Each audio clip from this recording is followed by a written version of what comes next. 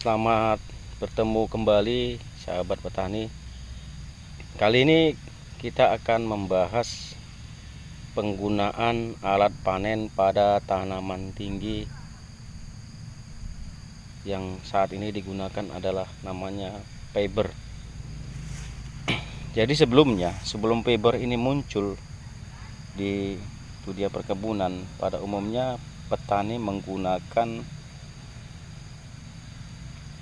galah terbuat dari bambu. Galah terbuat dari bambu. Seiring berjalannya waktu, semakin majunya teknologi pertanian, muncullah teknologi penggunaan alat galah panen dengan menggunakan paber. Paber ini banyak keuntungannya dibandingkan dengan penggunaan galah paber awalnya menggunakan bambu. Kelemahan dalam menggunakan bambu yang pertama, pada saat ini kita sudah langka dalam mencari batang bambu untuk dijadikan galah paber.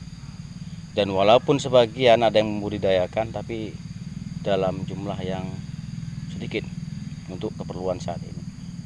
Yang kedua, kalau menggunakan galah bambu, pemanen ataupun petani sawit yang memanen biasanya kalau dari rumah pada tanaman yang setinggi ini, lebih kurang tingginya di atas 8 sampai 15 meter, dia akan kesulitan dalam hal harus membawa berapa batang bambu di sepeda motor atau di kendaraannya dalam melaksanakan berangkat kerja ataupun pulang kerja.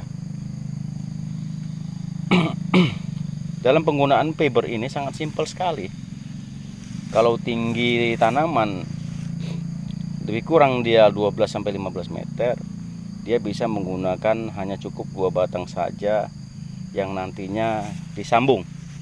Nah, seperti yang saya tunjukkan, ini adalah klem untuk pengikat batang pabernya. Jadi untuk pendukung juga salah satunya untuk panen, ya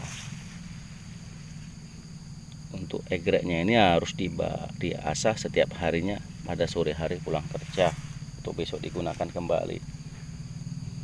Jadi bagian dari egrek ini yang tertajam hanya sampai separuh ini saja yang diasah.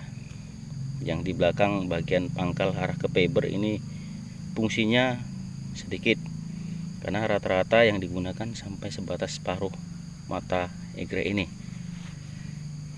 Kalau pemanen sampai menggunakan sampai di batas ini, akan kesulitan dalam hal pemanen, dalam menariknya tidak ada langsung putus, karena bisa jadi pelepah paling atas kawan yang di adiknya yang di atas, dia akan terkena juga kalau kita sampai kemari panennya. Jadi dalam pengasahan egrek juga harus satu arah.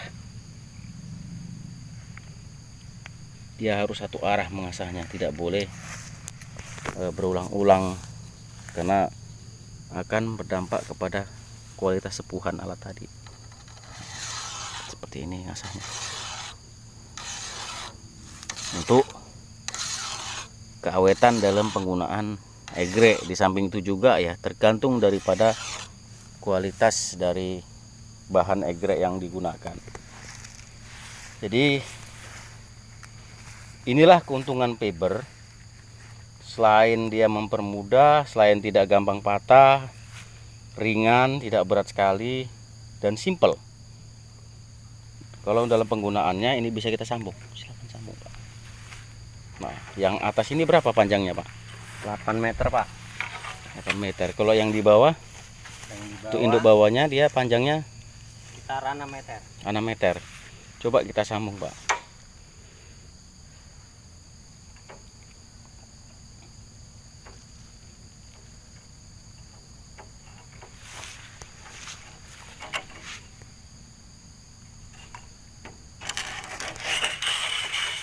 Oke, pemirsa, kita lihat, saksikan. Nah, ini adalah penyatuan 2 paber menjadi satu. Jadi untuk panen biasanya petani ataupun pekerja pekebun pada tinggi tanaman dia sudah memprediksikan dari bawah. Oh, segini batang yang dilebarkan, yang ditarik panjang tinggi ini sudah cukup segini. Jadi ada juga sebagian yang menggunakan alat klaim setan katanya. Sama juga fungsinya, cuman kendalanya kalau seandainya itu rusak di atas tidak usah digunakan, akan terkendala dalam hal pekerjaan panen. Kita saksikan sama-sama dalam hal pemanen buah sawit dengan menggunakan eger ini.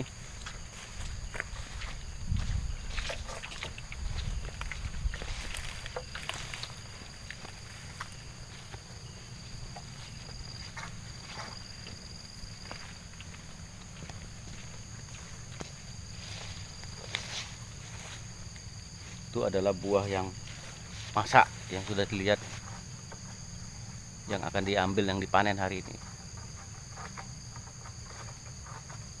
Dia hanya menggunakan separuh dari pisaunya saja yang untuk memotong pelepah. Pemanenan dalam tanaman tua itu memang sangat sulit bagi yang tidak ada pengalamannya, tidak akan mampu melaksanakan panen, terkecuali orang-orang yang skill, yang sudah terbiasa dalam pemanen tanaman sawit tinggi.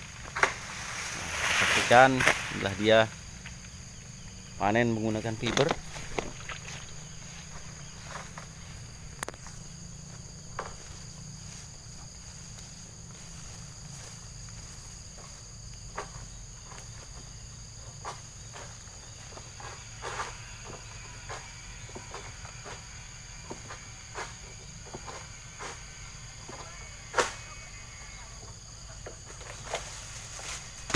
Oke, pemirsa, buahnya sudah jatuh.